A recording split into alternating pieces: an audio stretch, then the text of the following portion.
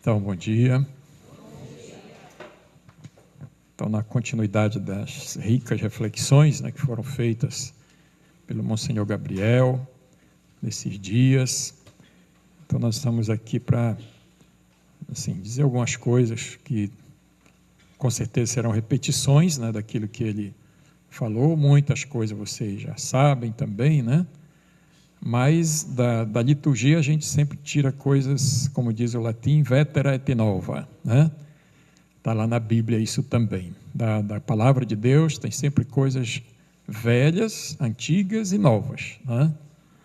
Então, por isso, é bom a gente sempre, num curso desse, numa semana dessa, aproveitar para a gente poder não só reafirmar as coisas, mas aprofundar aquilo que ainda precisa ser aprofundado. Tem um livrinho que deriva deste livro aqui, desse chamado Missal Romano, nas introduções, que é muito interessante. Eu deveria ter, mas acho que eu dei para o nosso amigo ali, mas vocês, como liturgos, de uma certa forma seria bom também, quem sabe no próximo ano, fazer o curso sobre esse livro aqui.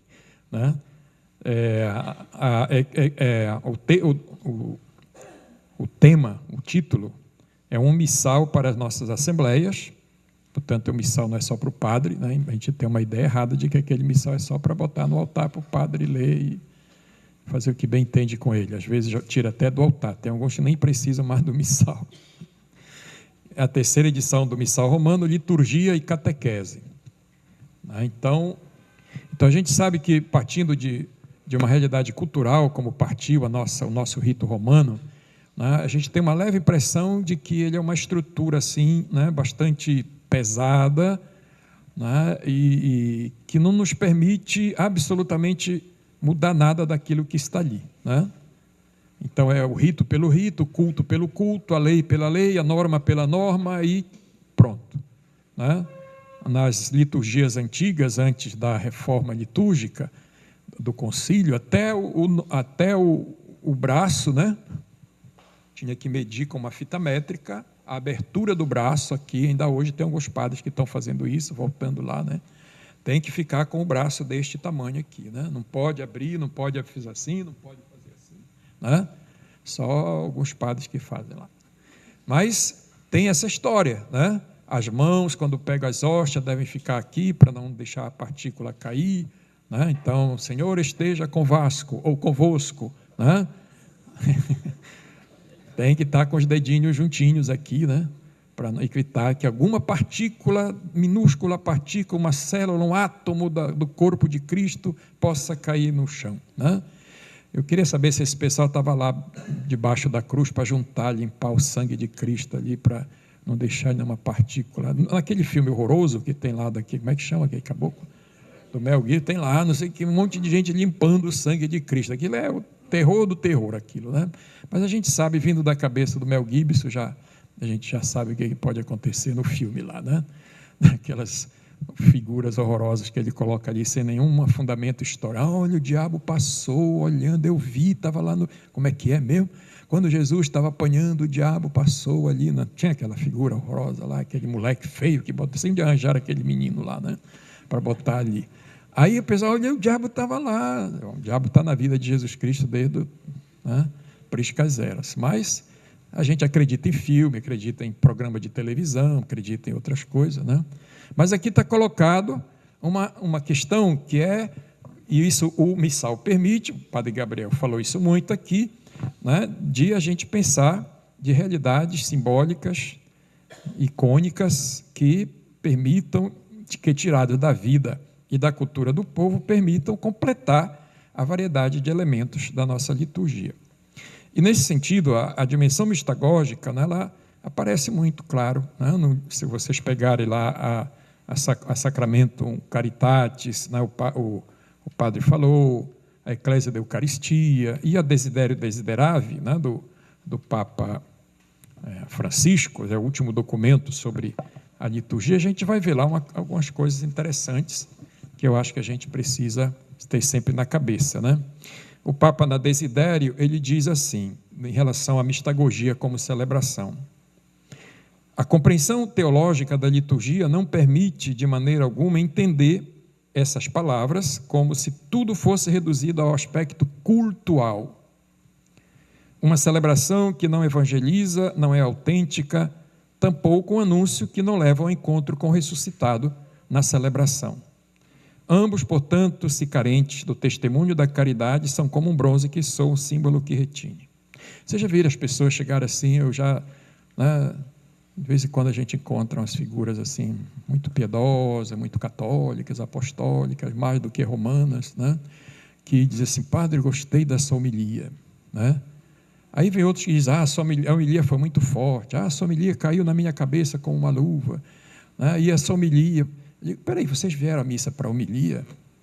É uma humilhação para a gente isso, Homilia é humilhação, não tem nada a ver em termos de palavras, mas a missa tem... quantos minutos a gente celebra uma missa? 60, 70, tem uns que celebram 3, 4, 5 horas, Tinha um padre que começava a missa 7 horas da manhã, acabava 5 horas da tarde, E ele mandava: olha, agora vocês vão almoçar, vão merendar, depois você volta e a missa continuar. Paciência, São Paulo pregou que o moleque caiu lá de cima e morreu, Aquelas missas de São Paulo deviam ser um negócio também assim bem, Mas vamos imaginar, a missa tem 70 minutos, 60, depois tem a entrada, tem o ato penitencial, tem as leituras, tem a homilia, tem as ofertas, aí a pessoa vai se ligar na homilia, E o resto, o que você viu lá? Você viu pelo menos a consagração? Ah, não, eu vi. Você comungou? Comunguei. Isso não tem nenhuma importância, Aí vocês podem perceber a cabeça dos nossos irmãos e irmãs, que colocam o centro numa coisa que é parte da liturgia, párcio, pórcio, porção, mas fixam naquilo ali. Teve uma vez que me escreveu me detonando na minha homilia, e eu também não... pergunta mal feita, resposta mal dada, Eu costumo dizer: então eu lasquei o cano em cima dele também, que eu não sou brincadeira, tem essa carinha assim meio feinha, mas ela fica mais feia ainda às vezes, Então, a gente tem que imaginar, a nossa realidade do nosso papel, que vai além de simplesmente aquela história de dizer pode, não pode, deve, não deve, porque esse é o horror, do liturgo, que ele não sabe o que vai fazer, pelo amor de Santo Onofre, Se você me perguntar isso, eu digo: vamos estudar, pega esse livro, vai estudar o Missal Romano. Às vezes os molequinhos chegam: eu quero ser mestre de cerimônia, leia a introdução do Missal Romano todinho, depois você volta aqui e a gente continua a formação, É uma realidade. Como é que eu vou fazer, Formar só para fazer os gestos, não sei o quê, Hoje em dia, vamos tirar uma fotografia, os coroinhas vão logo com a mãozinha assim. Tu sabe de onde veio esse gesto? Vocês sabem de onde veio esse gesto? Da mãozinha junta? Não sabem? Vou fazer que nem o padre Gabriel. Mas esse gesto não tem nada de litúrgico, Não tinha nada de litúrgico. Nenhuma liturgia antiga tinha esse bendito gesto, estar com as mãos postas assim. Ou ajoelhar-se diante de uma autoridade. Onde veio que veio isso?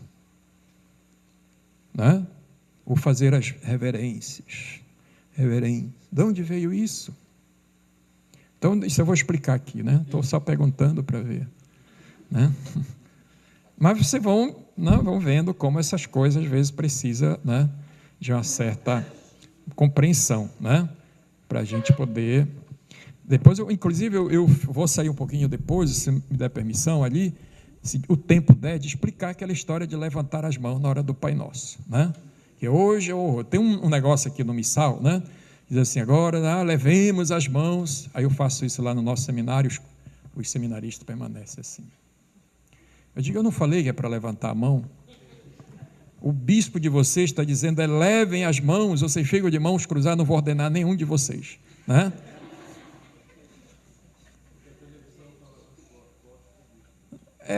Mas se a televisão falar mais forte do que o bispo, eles sigam a televisão, Procure a televisão, não é verdade? Vão procurar quem falou isso lá, certo?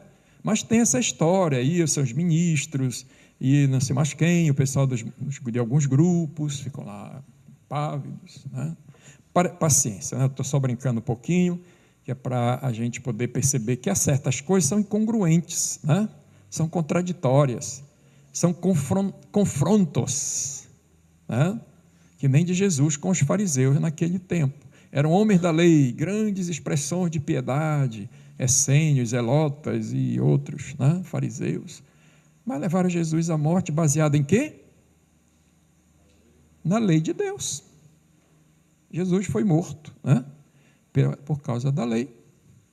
Da onde pode chegar a lei, né? Onde pode chegar a compreensão das coisas assim, literalmente. Então tem que ir além daquilo que a gente está falando nesses dias na missa, o espírito da lei, que é o que Jesus, né, pregoava para todos nós. Então eu vou começar fazendo em relação àquilo que me deram como trabalho, como missão hoje aqui, né, de fazer um pouquinho uma reflexão sobre a comunicação na liturgia, tá? Para a gente, isso aí vocês já sabem, por isso que eu vou passar rápido, não vou, né? E espero que a nossa coisa aqui ajude a gente aqui, porque o negócio está bravo. Eu trouxe um aparelho novinho que eu comprei, caro pra caramba, é um fio, é um negócio, assim, um telão que esse negócio não cai, para estrear, mas não deu certo, por causa dessa bendita luminosidade. Mas um dia eu vou Comunicação na liturgia. Então, olha, a liturgia. O que é a liturgia? Você já sabe o que é a liturgia, né?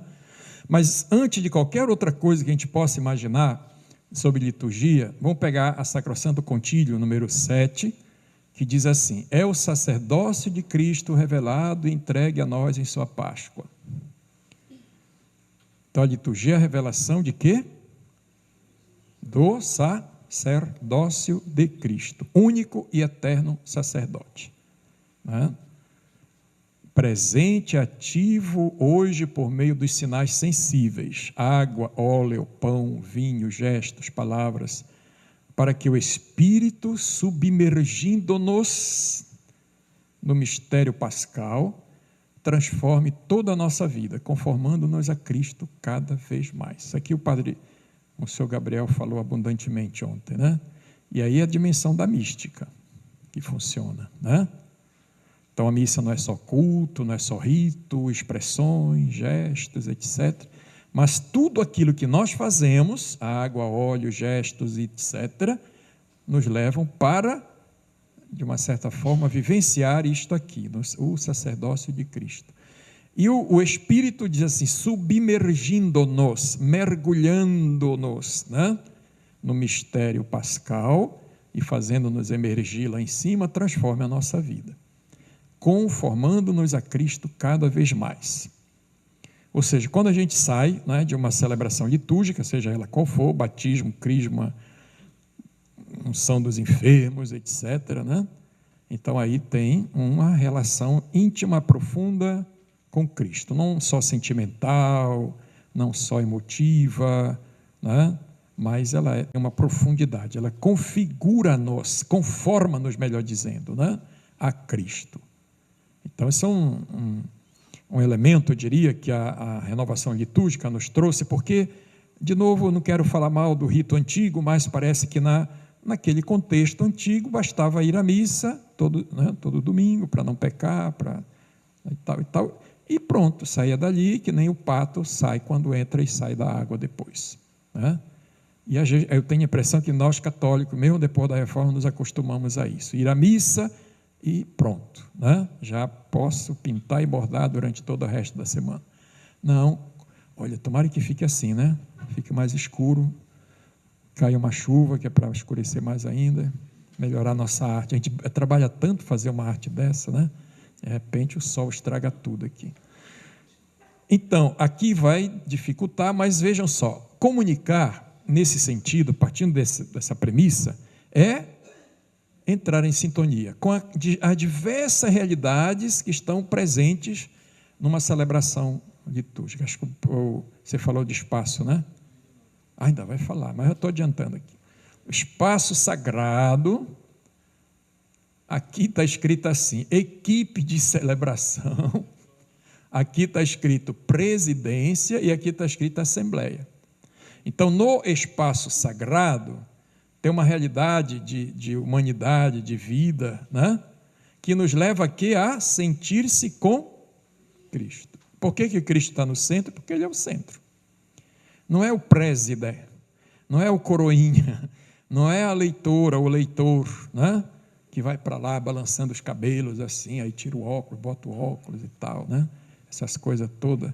E quando não tinha essa rouparada que tem agora, ela ia com as roupas melhores que ela comprava não sei da onde, no shopping. Amanhã ela vai fazer a leitura, ela vai no shopping, compra, vai no salão, né? Eu não sei se vocês fazem isso, mas se é bom apresentar bonito, bem vestido, né? Só não gastem muito dinheiro com essas coisas. Mas está lá, há uma sintonia, né? É como se fosse uma roda, certo? Uma engrenagem que gira em torno de um eixo. Então você pode colocar o que colocar, né? Dentro do espaço sagrado, um monte de coisas, imagens e, né? Velas, toalhas coloridas e não coloridas, rendadas ou não rendadas. Se isso tira a atenção disto aqui, ó, aquilo não passa de um teatro, né? O padre, e hoje em dia então, né? Padre, diáconos, a gente pinta e borda com as coisas que estão lá, e às vezes, né? O nosso presbitério, olha os presbitérios quando vai começar a Santa Missa, o que é que ele tem, né? Aí vocês podem muito bem dizer, isso aqui serve, isso aqui não serve, vamos tirar isso, vamos tirar aquilo, vamos colocar isso aqui, né? Que dê sentido à essência, certo? Que para nós é o Cristo. Então isso aqui, na verdade era um círculo, eu botei meio oval, porque para caber tudo melhor aqui, aparecer mais, mas não apareceu coisa nenhuma, né? Mas é um círculo, gira em torno desse eixo. Todos nós, a realidade do espaço sagrado é Cristo. Né? É Cristo. O altar é Cristo, né? Como a gente diz, é o centro. Isso aí assim vai, né? Assim, outras coisas que a gente vai tentar comunicar aqui agora. Então, aqui também aparece outros. A questão do espaço sagrado é elemento de comunicação, né? Certo? Quando você vê num filme ali, né? Todas aquelas imagens, as paisagens, aquilo tudo é montado, lógico, né? E a liturgia não, a liturgia é uma realidade que a gente toca, né? A gente anda, a gente entra, sobe no presbitério, subirei ao altar do Senhor, ao Deus que é a minha alegria. Vejam só, né? A palavra é ascensional, né? Subirei ao altar do Senhor, não é subir em cima do altar, né? Mas é o espaço que está ali onde o altar está colocado. Então essas coisas todas contribuem para essa relação, palavra, espaço sagrado, a ritualidade, as pessoas, né? E como vocês veem aqui nessa imagem, elas estão integradas, não são separadas, certo? São integradas a essa comunicabilidade, essa comunicação do sagrado na realidade da índole. Ou seja, tudo isso que está aqui colocado, pessoas, a palavra com, né, os seus livros, etc., o espaço é sacramento, é uma dimensão sacramental, né? É sinal, é comunicação divina. O leitor, quando ele vai fazer a leitura, o diácono, ele empresta ao seu corpo a sua voz, para que Deus possa falar. Já imaginaram isso? Hein? Já. Se não imaginaram, então tem que imaginar, né? Então, por isso a importância de se apresentar bem, lógico, né? Mas de falar bem.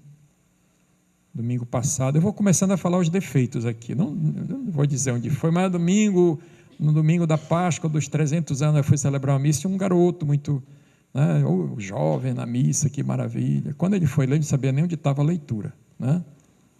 Aí levaram o folhetinho para ele lá ler e tal, leu do folheto, coitado. Ele abria o livro para lá e para lá, ver se ele... Né? O outro não, o outro leu uma maravilha, mas ele é da Pascom também, né? Tira 9 fora aqui, né? Nessa história, né? Bom, aqui também tem, olha só, né? A comunicação, o processo relacional, relação, né? Entre nós, pessoas e Deus e tal, né? Mas também a relação aqui, ó, né? Entre eu, o tu, que gera o nós. Liturgia não tem lugar, digamos assim, para o personalismo, para o protagonismo. Personalismo já é personalidade, sim, né? Mas para o personalismo, não. Certo? Então, a gente dizia assim, a missa do padre fulano de tal, né? A missa do padre... Não, vamos pegar daqui. Eu ia pegar o Calazans, é mais bonita do que a do bispo, por isso eu prefiro ir lá para o Sagrado Coração de Jesus do que ir para a catedral, né? Ué, como é que é isso mesmo? Não é a mesma missa lá, né? É a mesma missa, não, mas lá ele celebra assim tudo, né? Certo? Então, na verdade, essa relação, eu, como pessoa, não posso sempre pensar só eu, tem um outro, né? Que é o tu, não é assim que a gente se trata? Tu vai, não é tu vai, não é tu vais, né? O tu. Então, é sempre relacional. Isso gera o nós. Pai Nosso. Eu só posso rezar o Pai Nosso se eu tiver uma dimensão de relacionalidade com o outro que está, né? Que participa comigo. Jesus sempre ensinou isso, né? Essa dimensão de comunitária. Fazer corpo, olha só, né? Fazer um corpo, sintonia com a Assembleia. O Padre Gabriel explicou isso aqui muito fortemente. Tem um momento da celebração eucarística que nós formamos o corpo. Qual é o momento? Cri, cri, cri. Todo mundo deveria dizer, é na hora da... Vamos chamar o Padre Gabriel de novo. O que nos faz, o que nos reúne como um corpo na missa? Quando é que começa isso? A vida para quem... Hein? No rito inicial, rito de entrada. O rito de entrada é para a entrada do bispo, para a gente ver o bispo, o padre. Agora vai começar a missa com a procissão de entrada, vamos receber os nossos celebrantes. É isso? Para isso? Não, é para formar o corpo. O eu que venho de casa, o tu que vem da sua casa, formamos o nós, o corpo. A assembleia orante, celebrante, né? Sacerdotal. Não existirá missa se não existir assembleia sacerdotal. Por quê? Todos nós concelebramos. Já imaginaram isso, né? A beleza da nossa liturgia é essa. Eu acho que é um pouco diferente de um culto protestante, sem querer, ou de uma mesa branca. Vocês sabem o que é mesa branca, né? Vocês nunca foram numa sessão espírita, não? Nunca. Eu gostaria de alguém respondesse, sim, eu sei. Aí eu já foi lá, né? E também lá um momento lá da Umbanda, essas coisas, aquilo tudo, né? Se bem que o pessoal diz que incorpora ali daqueles, né? Eles fazem assim, né? E aí incorpora, né? Todo mundo. Mas não é diferente, né? Não é em Cristo. Para eles, talvez, né? Então, na liturgia, nesse sentido, a comunicação vai além das palavras.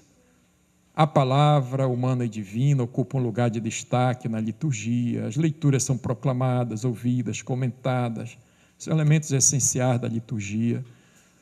Não podem faltar em nenhuma celebração, mas a comunicação mais profunda não cabe nas palavras, né? Precisamos, assim, consertar aquilo que está falhando, sem dúvida, né? Toda missa, depois da missa, a equipe deveria fazer uma avaliação. O que é que nós erramos, o que precisa melhorar, né?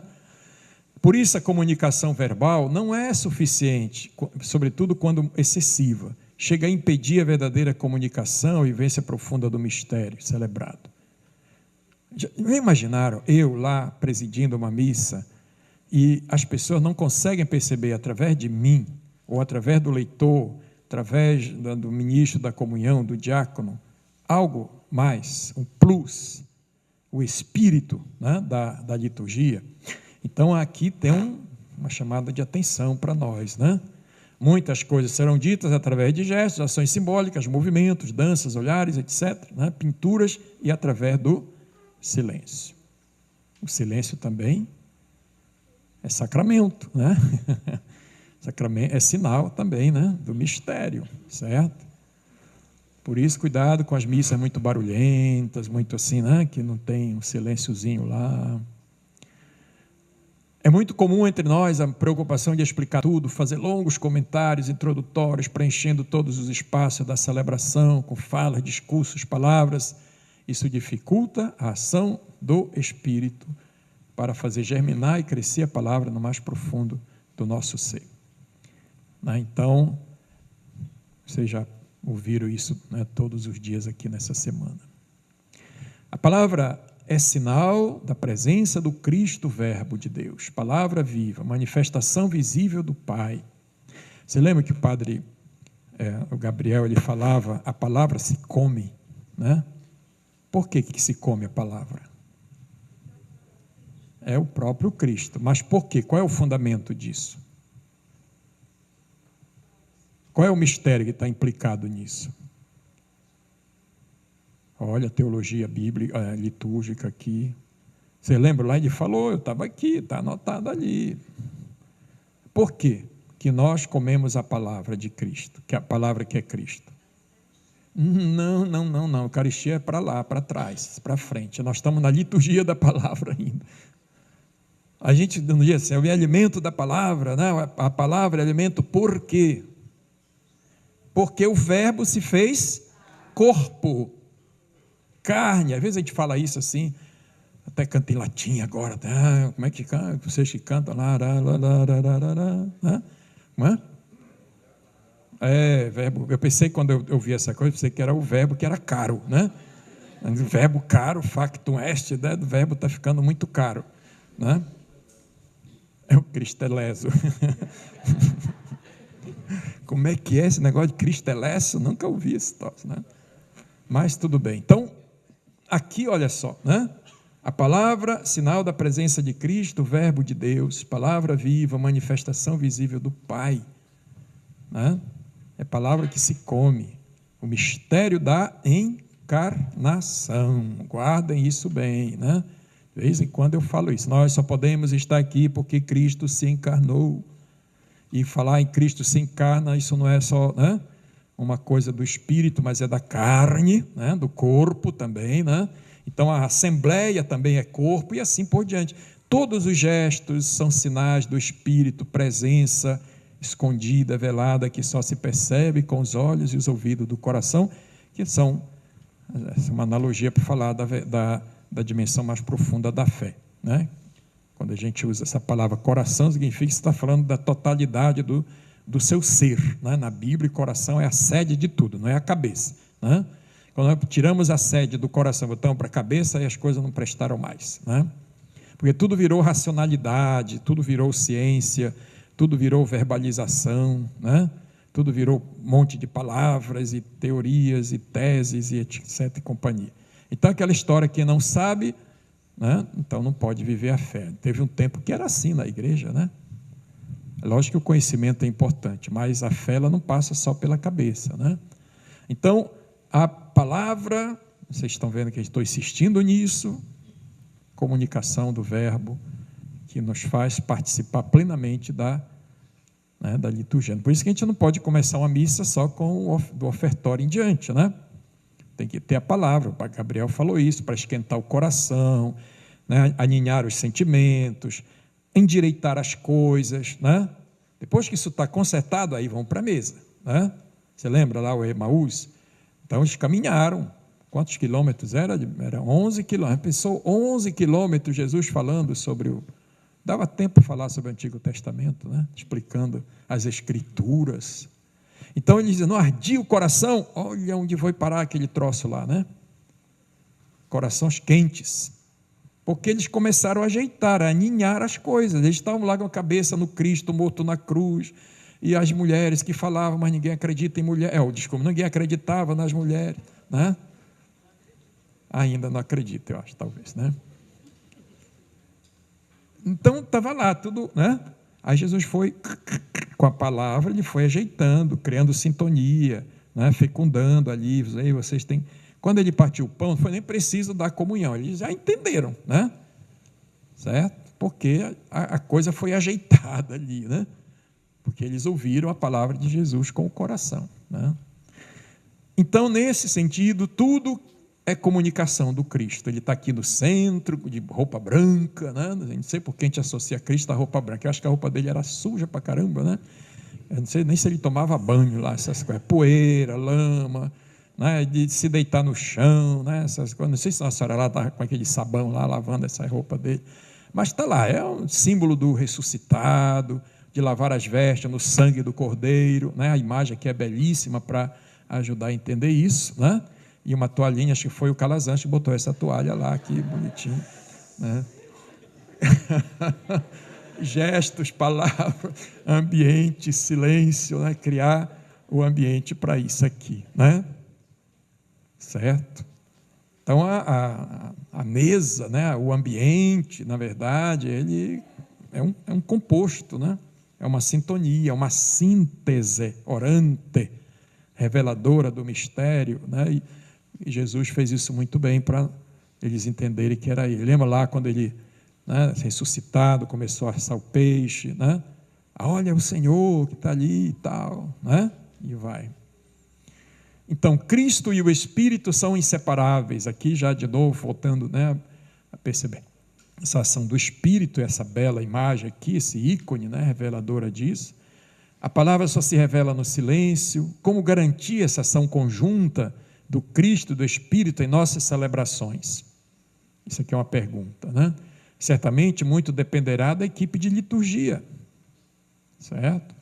Ela precisa cuidar do equilíbrio entre falas e silêncios, cultivar outras formas de comunicação sem palavras, nas introduções, quando necessárias, usar um tom orante, convidativo, evitando uma linguagem apenas informativa e funcional. Então, já vou colocando aqui também um pouquinho, né? Essas coisas que eu creio que vocês já fazem isso, né? Mas de vez em quando a gente escuta: bom dia, mais forte, bom dia. Isso não é aqui em Bragança eu nunca ouvi isso, né? Mas tem lá os reverendos também, colegas nossos, bora, né? É uma introdução orante maravilhosa, né? Oh, meu Deus, não estou falando contra ninguém aqui, não. É só sai da minha cabeça isso, né? Mas não é só informação, né? E função. Aí aqueles avisos horrorosos que às vezes o padre ainda vai lá e explica os avisos. Não basta o avisante dar os avisos. Aí o padre ainda vai lá e faz uma exegese dos avisos. E bota não sei o quê. E vai falar como é que chama lá? Das rifas, dos leilões, do leilão do gado. Acabou com tudo aquele troço ali, viu? Não tem coisa mais horrorosa numa missa do que aquelas porcarias daqueles avisos, né? Aquilo acaba com a dimensão orante da celebração, né? O pessoal sai, e aí a estratégia do padre que quer ganhar dinheiro, deixa lá para o final, e ele explica e bate, né? Aí o pessoal sai falando da missa da rifa, eu vou comprar, eu quero ganhar aquele carro, aquela moto, aquele celular, aquele boizinho lá, né? Não sai falando da missa, sai falando daquilo lá, né? Será que não tem outras formas de comunicação para a gente, para aí já vai de novo a prática, né? Para a gente fazer isso hoje com tantas redes e tantas, né? Tantas meios de comunicação que a gente tem, quadros de avisos, né? Central de aviso. Hoje você pode fazer uma central de aviso lá da sua casa e jogar nas televisões, nos celulares, certo? Muitas paróquias já tem lá, né, aquela televisãozinha lá na porta ou lá na sacristia, que o cara entra, chega lá, vai vendo, vai, né? Não precisa mais dar aviso, certo? Então, essa dimensão apenas informativa e funcional, isso a gente deve tomar cuidado, né? Tá certo? Trabalhar de uma outra forma. E agora a gente passa um pouquinho para a questão da Eucaristia, né? A Eucaristia é pão partido. Isso é uma compreensão interessante, né? da liturgia. O silêncio era sempre oportuno antes de iniciar a celebração, após um breve ensaio de canto, um refrão meditativo, poderá ajudar, isso a gente já faz por aí, após oremos, depois de cada leitura, de cada salmo. Isso a gente nunca faz, né? Ela fazer a leitura, fazer um silêncio, aí vai ter o padre vai ter um troço, né? E o pessoal da comunicação, pior ainda, eles vão botar um canto, porque esse buraco ali, né? Sobretudo no rádio, tem que ter lá uma musiquinha horrorosa para, né, para ocupar esse espaço silencioso. São momentos que cabe oportunamente um instante de silêncio, né? Então, hoje a gente está condicionado, né, pela comunicação, né? Ele faz a edição depois, viu, disso aí. Cadê o Mateus? Faz a edição, senão o pessoal da Pascom vai me matar depois lá, né? É preciso buscar o lado de dentro das coisas, a presença velada de Deus, abrir-se para o encontro que pode acontecer a todo momento. É preciso ver para além daquilo que se vê, ouvir para além daquilo que se ouve, perceber para além daquilo. Perceberam como é sempre, né? Tem um plus, né? Sempre mais, é sempre adiante, né? Um passo para frente. Isso aí é a grande liturgista, né? Ione. O nome dela é complicado até da gente pronunciar, mas pronuncie como vocês estão lendo lá, né? Ione Bust, era mais ou menos assim, galera, tinha que dobrar o beijo, Ione Bust, né? Ione Buist, mas também quando falava Buist, ela tremia nas tampas lá, né? Mas é preciso buscar o lado de dentro das coisas, não só a casca está bonita ali. Agora, quando, né, mesmo, digamos assim, o ambiente, lembra, o espaço sagrado, ele fala por si, não precisa, né? Quando a gente chega ali, a gente já entende que está ali naquele lugar, né? Está ali naquele recinto, enfim. Eita! Então, para se compreender o que é a comunicação litúrgica, importa penetrar a noção da comunicação. O que é comunicação, Pascom da vida? Cadê os pasconeiros? Tem ninguém, saiu todo mundo.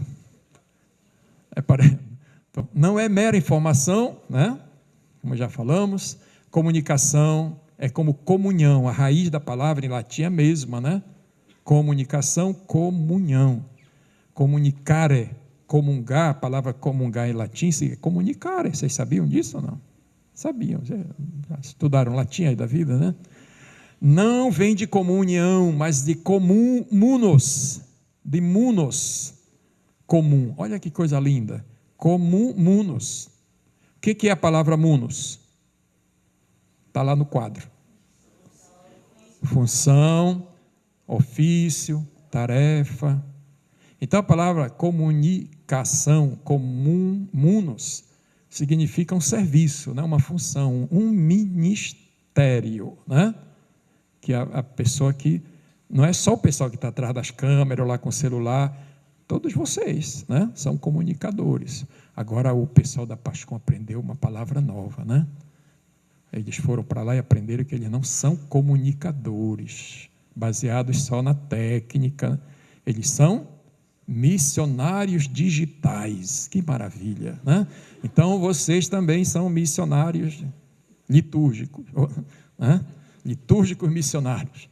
Então, comunhão não é mera união, justaposição, mas é intercomunhão solidária, recíproca, duas realidades, duas pessoas, já vimos lá, formam um só, é dois, aqui é o português mesmo, é dois em um, né? Ou um em dois, sem que cada um perca a sua identidade.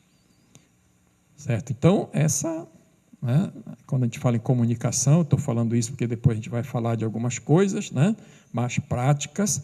Então, acho que quando a gente vai, não sei, organizar uma missa lá, a equipe se senta na segunda, na terça-feira, né, a missa tem lá, baseada sobretudo nas leituras, né, e agora, o que é que a gente vai, né, como é que a gente vai comunicar, né, essas coisas, tá?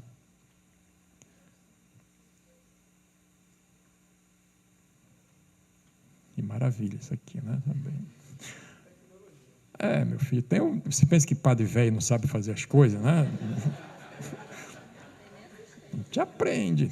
Na liturgia é Deus que se comunica ao ser humano e o ser humano entra em comunhão com Deus. A maior comunicação entre Deus e o ser humano foi Cristo no mistério da encarnação. Palavra viva, verbo, né, de Deus.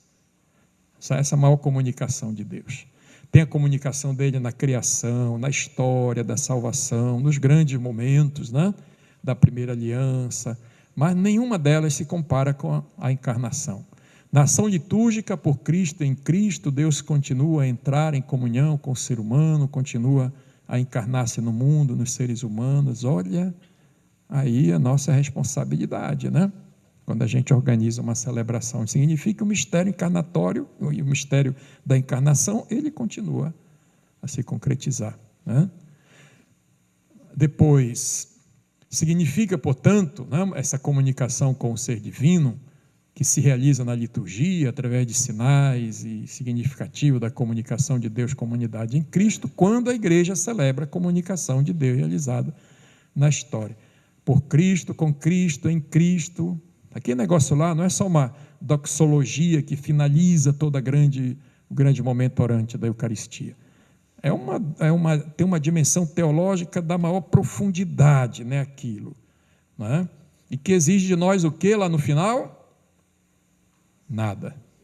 O que vocês dizem no final, quando o padre... O amém. Amém. O que é o amém? O amém é uma palavra séria, né? É uma palavra que tem uma profundidade que encerra ali, no caso, né, o grande amém, né? Depois a gente vai, se der tempo, a gente vai falar dos cânticos também. Hoje é tudo se der tempo, né? Não sei nem que hora eu vou acabar aqui. Mas... Então, o amém do Cristo, porque ali está acontecendo o grande, né, a grande revelação de Deus. E a gente aceita, acolhe, né? Aí o pessoal diz, amém, aí diz, amém. Aí já prevaricaram com o amém, né? Não use essa palavra fora da liturgia, que ela não pode ser usada fora da liturgia. Não usem, pelo amor de Santo Onofre. É para ser usada na liturgia, numa oração. Mas se você está falando aqui, amém, amém, não serve. Hein? Pelo amor de Deus. Amém, aí diz, amém, eu quero ganhar. Comunicação litúrgica é entrar em comunhão com o mistério, entrar em comunhão com Deus. Outra coisa é a arte da comunicação na liturgia, ela é importante, mas não deve ser confundida com a comunicação litúrgica. Então a gente deve ter muito cuidado, né, com os grandes exageros, às vezes, né, das nossas celebrações. Às vezes, aqui a acolá, a gente sempre vê que ao longo da história, né, muita coisa foi entrando ali, né, nos altares, né? Você imagina um altar barroco, por exemplo, né? Um altar daquelas grandes catedrais ali do tempo da Idade Média. A Idade Média ela era um pouco mais sóbria, digamos, né? Tinha um impacto do prédio imenso, né? Mas depois, nessas mudanças da obra, da construção, eles foram embelezando de uma outra forma, e às vezes algumas coisas ficaram meio pesadas, né? Enfim, só para dizer que às vezes a arte ela pode também, né? Eu lembro quando a gente vai ali em Belém, né, falar um pouquinho lá nas andanças que eu faço com meus alunos, né, nas igrejas e tal. A gente vai mostrando, você entra numa igreja, aí fica ouvindo as explicações lá dos guias turísticos, né? Aí eles falam daquele negócio assim, parece que aquilo assim, é um negócio assim, né, feito para eles, né? Para eles.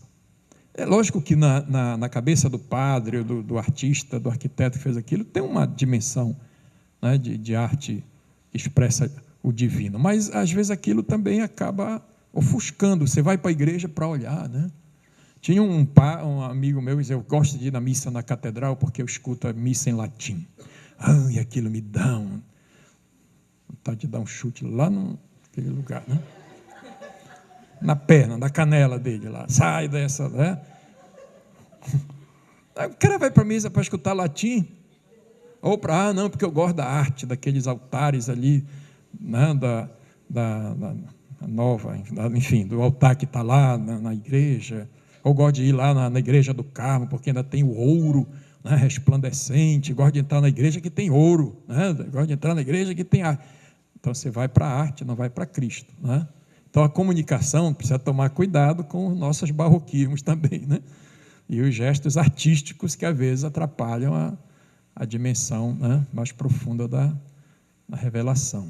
A arte de celebrar, adverte o Papa Francisco, não se aprende, porque se frequenta um curso de oratório, técnica de comunicação persuasiva. Exige uma dedicação diligente à celebração, deixando que a própria celebração nos transmita a sua arte. É o contrário, né? É o contrário. Entre os gestos rituais típicos, diz o Papa, toda a Assembleia, o silêncio ocupa um lugar de absoluta importância, que move ao arrependimento, né? No ato penitencial, silêncio, né? A gente faz um silênciozinho antes, e o desejo de conversão, né? No caso ali do ato penitencial, desperta o desejo de conversão. A gente vai à missa, né? Já evidenciando esse aspecto de querer mudar a vida. A arte de comunicação torna os sinais sensíveis à comunicação de Deus, da comunicação de Deus. Cada rito bem executado, vivido no seu sentido, torna-se comunicação com Deus, oração, experiência de comunhão. Participar, aí a gente já fala hoje nisso, né? É tomar parte. Antes as pessoas diziam, eu vou assistir à missa. Olha só o verbo, né? Não era assim que as avós da gente, vamos assistir à missa. Se não assistir à missa, hoje a gente fala que a missa ela envolve, né? Ela nos leva a compor o mistério, né? Da vida de Deus. A participação consiste em entrar em comunhão com o mistério, tomar parte. Cristo se torna esperança da glória. Essa participação não se dá só através da palavra, do canto, de todas as faculdades, de todo o sentido do ser humano, do ouvido, da vista, do olfato, do paladar, do tato, dos gestos, das ações, das posturas, da arte, do som, do silêncio, tanta coisa, né? Ou seja, todo o ser é envolvido, né? Na celebração. Às vezes eu digo assim, às vezes eu tenho a impressão, né? Porque a gente sempre escuta aquela história de que a liturgia, a missa, não é para falar da realidade do mundo, da história, né, dos problemas e não sei mais o que, tal, né? Aí dá a impressão que a pessoa pega o seu corpo, deixa pendurado atrás da casa e vai só atrás da porta e vai só o espírito andando para a igreja, né? A visagem. Então nós estamos numa missa de visagem, né? É só o espírito ali flutuando, né? Não se pode celebrar nada da vida, porque não pode tal, porque a religião não se mistura com o corpo. Aí já é demais, né? E a gente vê que não é bem assim. Então, nesse documento, que o Gabriel já falou tanto aqui, Sacramentum Caritatis, o Papa Bento ele fala de uma coisa muito bonita, né? Que é da beleza relacionada à liturgia. Importa cultivar a arte de bem celebrar. A verdadeira beleza é o amor de Deus, que nos foi definitivamente revelado no mistério pascal. A beleza da liturgia pertence a esse mistério. É a expressão excelsa da glória de Deus. De certa forma, constitui o céu que desce à terra. O memorial do sacrifício redentor traz em si mesmo os traços daquela beleza de Jesus, testemunhada por Pedro, Tiago e João, quando o mestre a caminho de Jerusalém quis transfigurar-se diante deles. Concluindo, a beleza não é um fator decorativo, mas seu elemento constitutivo, enquanto atributo do próprio Deus e da sua revelação. Tudo isso nos há de tornar conscientes da atenção que se deve prestar à ação litúrgica para que brilhe segundo a sua própria natureza. Né? Tinha lá o Dostoiévski, né? Dostoiévski, sei lá como é que diz, a beleza salvará o mundo. Né? Então, qual é a beleza que vai salvar o mundo para nós? É a arte de bem celebrar e revelar o mistério de Cristo para nós. A liturgia é obra de Deus que santifica o ser humano, o assume em si mesmo e o leva a glorificá-lo na glorificação do Pai realizada por ele. E aí vem novamente, né, todas as coisas que nós já falamos, da linguagem, da verbalização das coisas, do silêncio, né, e assim por diante. Eu vou mudar um pouquinho. O Papa Francisco, né, tentando responder essas perguntas, como podemos crescer na capacidade de viver a ação litúrgica? Poderia ser uma boa pergunta. Né? Como podemos continuar a nos surpreender com o que acontece diante de nossos olhos em cada celebração? Né? Então o Papa diz, redescobrir a beleza da liturgia não é a busca de um esteticismo ritual que se deleita apenas em cuidar da formalidade externa de um rito ou se satisfaz com uma escrupulosa observância das rubricas. Sabe o que é rubrica, né? O que é a rubrica? Não é rúbrica, não tem acento ali, pelo amor de Deus. Rubrica. Por que tem esse nome? Então, aqui por exemplo, no missal, né, está cheio de rubricas. E na instrução geral do missal romano tem rubrica. O que é a rubrica aqui? A letra vermelha, rubro, né, em latim é vermelho, né? E por isso a rubrica é aquilo que diz como a gente deve fazer, né? Lá está lá escrito, agora o padre vai pegar o pão, se inclina, né, e fala as palavras. Então, nem todo mundo faz isso, nem todo mundo é rubricista como eu, mas, né, às vezes é preciso fazer. Devemos cuidar todos os aspectos da celebração: espaço, tempo, gesto, palavras, objeto, ornamento. Isso é, olha só, o mistério pascal celebrado na forma ritual estabelecido pela igreja. Então, a igreja, na sua sabedoria milenar, ela foi elaborando este missalzinho, levezinho, que a gente tem aí, né, hoje. Ah, não, meu missal de Pio V. Não sei se Pio V elaborou um missal. É até errado falar missal de Pio V, a gente sabe disso, né? É o missal romano. Não tem missal de Pio V. Não existe missal tridentino. Também não existe missal tridentino. Missa tridentina não existe. Né? A missa é missa sempre desde a ceia lá, né? Da última ceia. Sempre foi missa. Não tem missa tridentina. Quem fala isso é porque não entende nada de missa. Só dá um chute na canela e acorda que está falando errado. Né? Missal de Pio V, embora a gente tenha sido ele promulgado, mas é o missal romano, né? Como o missal de Paulo VI é o missal romano. Tem no escrito lá, no missal de Paulo VI?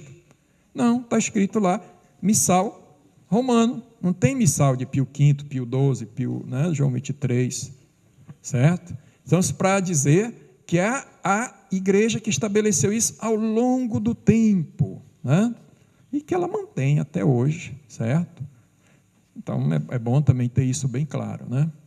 Educar na compreensão dos símbolos, a gente já falou, né? Questão da arte, o rito em si é uma norma, a norma nunca é um fim em si mesmo, mas está a serviço da realidade que ela quer, né, transmitir. Um crucifixo, ele é uma arte, evidentemente, foi feito por alguém, um artista, mas está muito mais do que aquilo que está colocado ali, né? Ah, não, eu só gosto das imagens de quando aparece o Cristo todo pintado, né?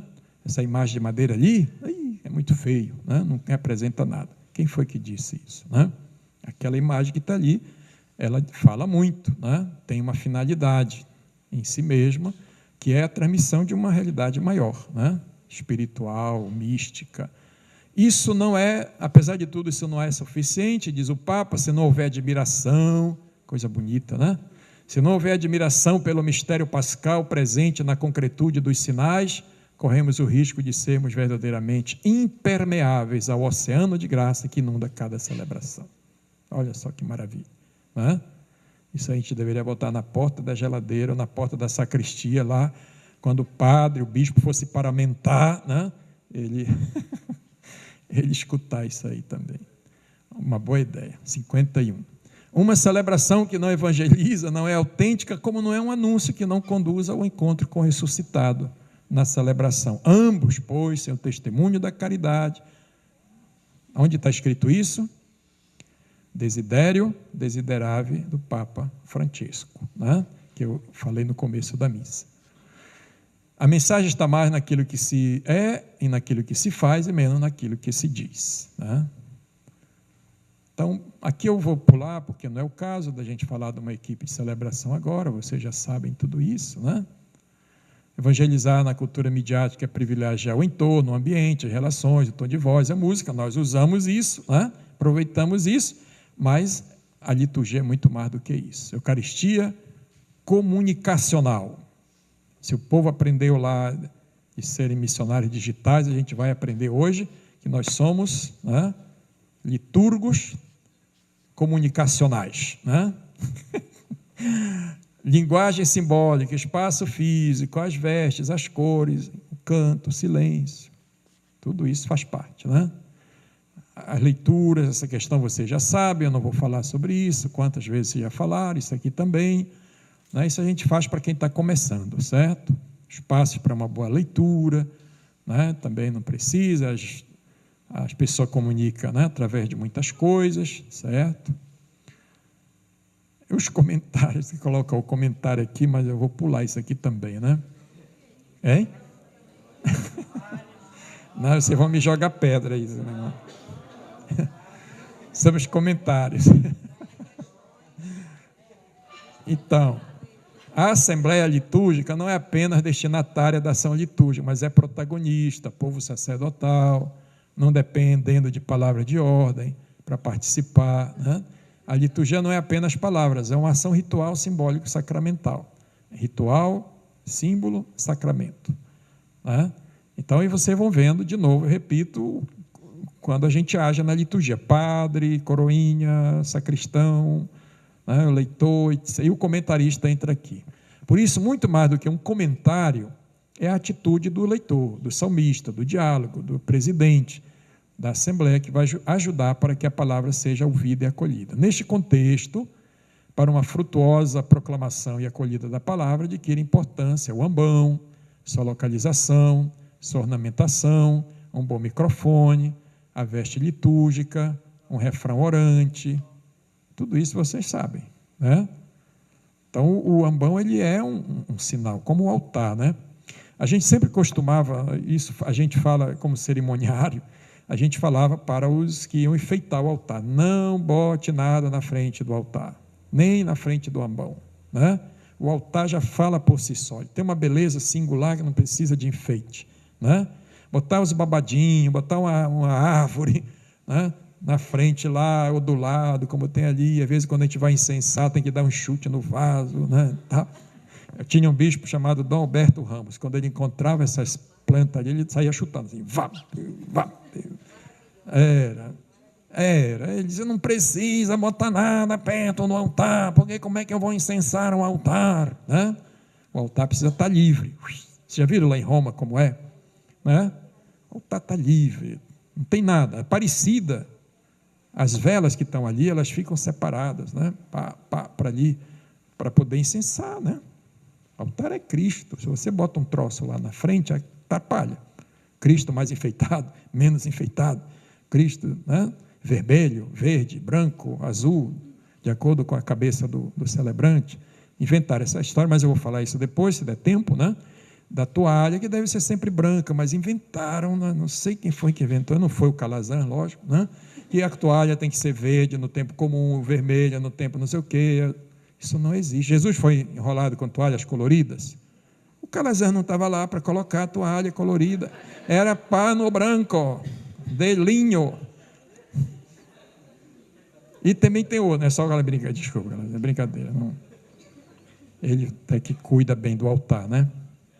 As toalhas dele são magníficas. Até eu pedi para ele fazer uma toalha para o altar lá da capela, está lá, bonita, vamos olhar lá para ver, né? Então, mas às vezes as pessoas exageram, né? Aí eu fui dizer isso uma vez. Aí quando eu cheguei lá, tinha a toalha branca por cima e a toalha verde por baixo. Isso fica parece as náguas daquelas velhas que antigamente andavam com, né? Aparecendo lá embaixo, assim, por favor, né? Pelo amor de Deus, não façam isso, não, né? Então, a questão do comentário, né, aí a gente poderia falar excepcionalmente do comentarista. Na verdade, eu sempre digo que o comentarista na missa é uma regra, né, litúrgica que a gente permitiu aqui no Brasil, porque no início da aplicação da reforma precisava explicar algumas coisas realmente. Você sai do latim, né? Virar de costa, agora de frente, as leituras e tal. Então, às vezes, aqui a colar exigia uma explicação um pouco mais longa, mas hoje essa catequese não precisa mais, né? Então, eu digo sempre que o comentarista de nossas celebrações é uma excrescência litúrgica, que não deveria existir, né? Quando muito ele vai lá, se o padre não quiser fazer isso, ele faz lá umas boas-vindas e anuncia lá a lista do vestibular de quem morreu, de quem, né, faleceu, de quem vai aniversariar, não sei o que mais, né? Pronto, desce dali, daquele ambão, ou fica naquela estantezinha. Não usem o ambão, mas pelo amor de Deus, para fazer comentário, né? Não usem mais, isso não é correto. O ambão é para a palavra, para a homilia, para as preces, Nem usem para aviso, não deem aviso daquele lugar ali. Nem o padre deveria usar para dar os avisos, né? Dê de outro lugar, tem tanto espaço no presbitério, certo? Enfim, é isso, né? Se quiserem enfeitar o pavão do comentarista, pegue uma estantezinha ali, né? De madeira, de vidro, de plástico, sei lá de quê, e botem lá, né? E pronto. Eu tenho o costume, e é um negócio que eu vi lá, que eu achei interessante, lá nas Itálias da vida, lá fora, de colocar um ambão na frente da minha cátedra lá. Isso eu já faço vários anos em várias paróquias, né? Porque às vezes não tem coroinha. Coroinha tira férias durante a semana, só vai na missa de domingo e olha lá, né? Aí a gente bota o missal ali, que também não é correto começar a missa do altar, né?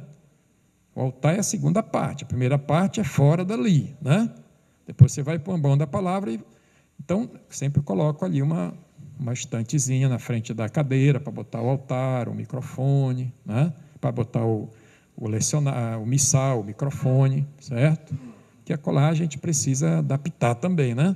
As coisas. Só depois que a gente vai para o altar. Então, tudo, na verdade, tem um sentido, né? Todas as funções. É um munus, né?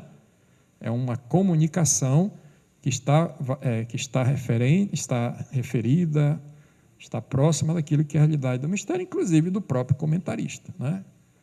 Às vezes o comentarista ele faz lá, depois ele vai rezar o salmo, depois ele vai fazer as preces. Pelo amor de Deus, não tem gente que sabe ler nessa assembleia, não? Ah, não, porque ele é da equipe. Sim, mas tem lá um professor, um advogado, um doutor, um médico, um enfermeiro, um lixeiro que sabe ler. Bota esse pessoal para fazer o salmo, para fazer as preces. Varia um pouco, em vez de ser só um só, bota 3, 4, 5. Aqui tem o costume de sempre ser o mesmo, né? Que faz todas as preces. Por que isso, né? Cada um deveria fazer uma prece, cada pessoa lá, né? Diversificar um pouco, certo? Aqui no Brasil a gente aprendeu um pouco isso, eu não sei porquê, mas em outros lugares que a gente vai por aí, tem 5, 6 pessoas fazendo as preces lá, né? Pega uma criança que saiba ler, um jovem, envolve lá os idosos, sabe ler, assim, vamos fazer a prece, vamos lá, pega na hora né? Às vezes essas coisas a gente pode pegar na hora lá, não precisa ensaiar, né? Se a pessoa sabe ler, escrever, por que, né? Eu sei que isso talvez fira um pouco a sensibilidade organizativa da liturgia, mas quando é uma solenidade, por exemplo, que você pode prever, né? Por que estão sempre lá os mesmos, como dizia um amigo meu, são sempre os mesmos, não muda nada, a cara de mim, né? Hein? Tem o do sagrado, tem não sei do que, então, né, tem que variar um pouquinho, a diversidade. Então, aqui tem algumas coisas que eu vou pular, né, mas são coisas que estão ligadas à comunicação, né, que a gente já falou aqui, certo? O problema maior das equipes não está nas pessoas que leem mal, mas no silêncio, na omissão dos bons leitores e leitores, que às vezes acontece. Né? O único modo de evitar os erros é adquirindo experiência, mas a única maneira de adquirir experiência é cometendo. Ou se ele quiser fazer o carnaval dele, ele vai lá para o meio, a gente vai aprendendo as coisas da praia, ele vai fazer lá andando e gritando. Está claro isso? Não é problema meu isso lá, é problema dele. E as preces. Não tem nada meu aqui, né? eu fui copiando. Avisos e comentários, também, né? tudo fora de Ela lá. vai 45 né? Porque aquilo não é para lá. A gente bota aquele já negócio me dá ali caro para trocadilho caramba, não é para fazer propaganda de rifa ou de bingo. Já aprendi né? um bocado e já me Senão ele perde o seu sentido lá. muito chute na canela. Certo? Diga. Referente às cores, você falou, Ah, serve somente para as vestes. para as vestes, sim. Sim, sim. Quando muito, a gente, assim, isso seria permitido, era de colocar o véu no ambão, né? Mas que não tire a característica para que ele serve, né? Então, às vezes, você faz uma estante bonita, compra um mármore caro e com os enfeites ali, né? Aplicativo, a gente fala, apliques, aí depois você pega uma toalha horrorosa e bota lá na frente, tchau. E às vezes não, são as velhinhas lá, aquela senhora que vai cobrir o altar, né? Ela é muito piedosa, eu fiz uma toalha linda para o altar, você vai ver, dá vontade de cair no chão, mas tá bom, vamos colocar uma vez, olha, nós colocamos essa toalha toda cheia de... e também ali na frente. Então, precisa ter o cuidado com isso, né? Porque também o ambão é a comunicação da palavra, né? Então, a cor no ambão, quando muito, né? Um pano assim, da cor, colorido, seja lá o que for, nas outras estantes, nos outros altares, você pode enfeitar do jeito que quiser, né? Antigamente tinha o conopeu, se chamava, na frente do sacrário, tinha lá aquela ripinha para botar ali os véus, né? Então a gente fazia isso no sacrário. Hoje os sacrários são tão bonitos que botar um véu lá na frente vai tirar a beleza do sacrário também, né? Eu fui numa comunidade uma vez, eu quase que tiro a minha casula e uso a roupa que os leitores estavam usando. Estava mais bonita do que a minha casula. Mas era uma casula mesmo. Entendeu? Era toda uma casulona lá, né? Aí eu disse, olha, eu vou trocar para... Né? Então, é preciso tomar cuidado com isso que ele falou, né? Dessa história das vestes, porque às vezes a veste, ela clericaliza demais o leigo, né? Torna o leigo clericalizado. E não é para isso aquela veste, né? É para significar um serviço, assim como a dos ministros também, né? Mesma coisa. Tem que ter um certo cuidado com as vestes que os ministros da Eucaristia usam e assim por diante, né? Então, essas orientações aí nas suas paróquias, vocês conversem com seus padres, né? Para chegar lá, agora vamos mudar tudo, vamos queimar as toalhas que o bispo mandou, que jogar tudo no lixo, né? E levar essas vestes para dormir em casa, feito camisão. Não, é para isso, né? Não vão chegar lá, porque depois o padre me chama e diz, olha, aqui a gente faz assim, aí o senhor disse lá umas coisas, um padre já me chamou um dia desse para falar isso, né? Porque, às vezes eu digo assim, olha, desculpem dizer, mas vocês aprenderam assim com o padre, agora na minha missa, na minha missa, né?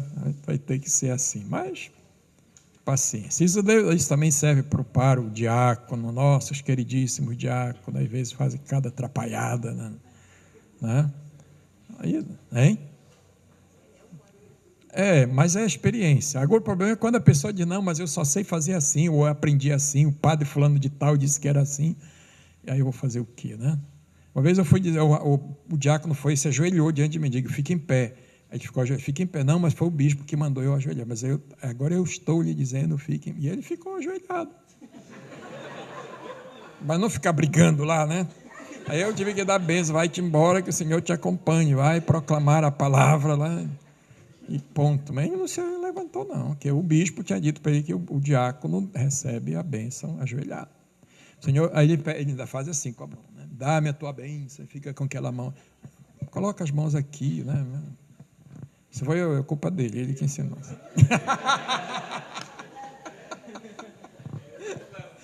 Não tem nada a ver contigo, né? Bom, então, olha, essa questão, né, da minha parte aqui era um pouco isso, né? Para mim, a questão da comunicação, ela é fundamental, né? Porque as outras coisas você já sabe.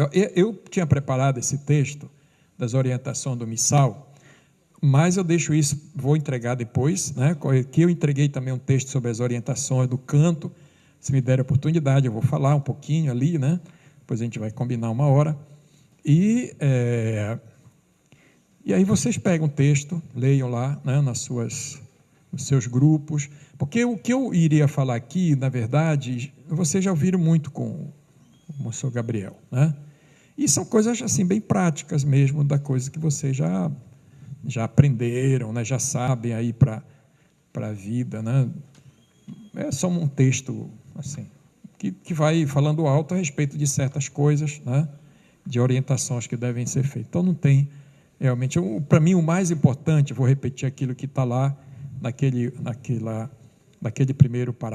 primeiros slides, aí está aqui nesse livro, é a dimensão mística, né? A mística da celebração. Ela tem algo mais que simplesmente fazer as coisas certo, correto, os passinhos, né, que a gente deve dar na hora da missa, enfim.